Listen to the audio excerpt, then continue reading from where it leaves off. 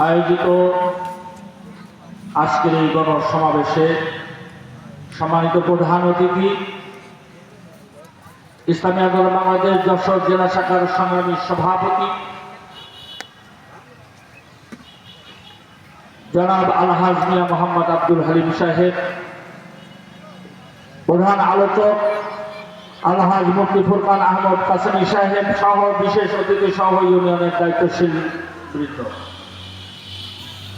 ইসলামী আন্দোলন বাংলাদেশ এদেশের মানুষের কল্যাণে, দেশের কল্যাণে, মানবতার স্বার্থে কাজ করে যাচ্ছে।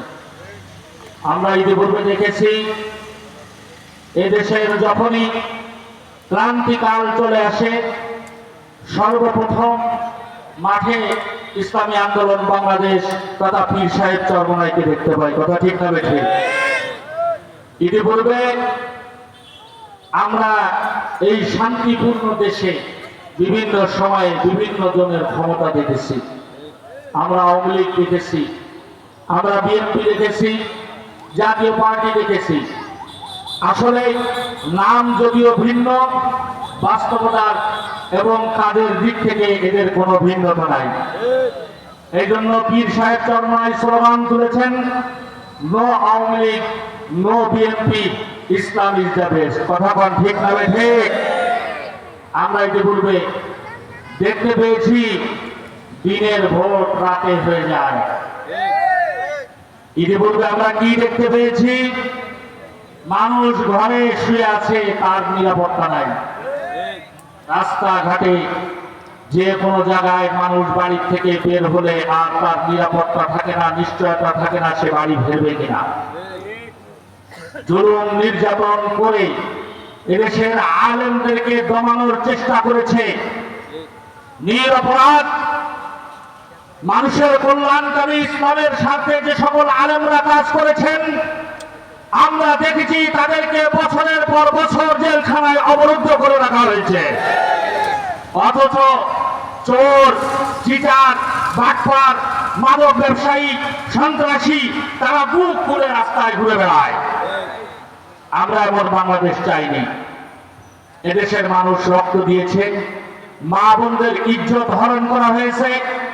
এদেশের মানুষ এই বাংলা দেখতে চায় নাই, তারা একটা সুন্দর শস্য শ্যামল শান্তিপূর্ণ বাংলাদেশ দেখতে চায়।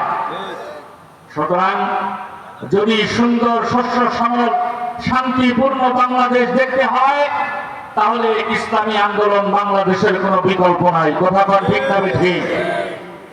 কারণ ক্ষমতার পালাবদলে বহু নেতাকে দেখেছি, নেতা ভিন্ন হলেও সবগুলোর নীতি একটাই, কি করে নিজেরা মাইরে ধরে নিজের ভাগ্যর পরিবর্তন ঘটাবে, এটাই তাদের লক্ষ্য। জনগণ গোল্লায় যাক, তাদের কোনো টেনশন নাই। এই জন্য মরহুম শায়েখ কুতুবুল আলম সৈয়দ ফজলুল করিম রহমাতুল্লাহি আলাইহি স্লোগান তুলেছেন, আমরা নেতার পরিবর্তন চাই না, নীতির পরিবর্তন চাই। সুতরাং নীতির পরিবর্তন যদি ঘটাতে হয়, অবশ্যই এদেশে ইসলামী দল আসতে হবে। এখন সময়ের দাবি, এই ভেসির স্বৈরাচার জালেমরা এদেশ থেকে পালিয়ে বিভিন্ন দেশে আশ্রয় নিয়েছে। আমরা বলতে চাই, আপনি যে দেশেই পালায় থাকেন না কেন, আপনার অপকর্ম, গুম, হত্যা, তারপরে বিভিন্ন অর্থ কেলেঙ্কারি, শাপলা চত্বরে ওলামায়ে কেরামদেরকে মারা, আর্মি বিডিআর বিদ্রোহের ভিতরে সেনা নৌজওয়ানদের যোগ্য তাদেরকে হত্যা করা, এ সকল সব কিছুর বিচার আপনাদের থেকে পাই নেওয়া হবে ইনশাআল্লাহ।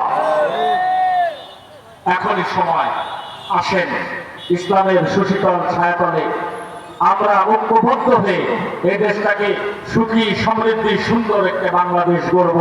এই প্রত্যয় রেখে ইসলামী আন্দোলন বাংলাদেশ 12 নম্বর ফতেপুর ইউনিয়নকে ধন্যবাদ জানিয়ে, দায়িত্বশীলদেরকে ধন্যবাদ জানিয়ে আজকের এই বক্তব্য শেষ করছি।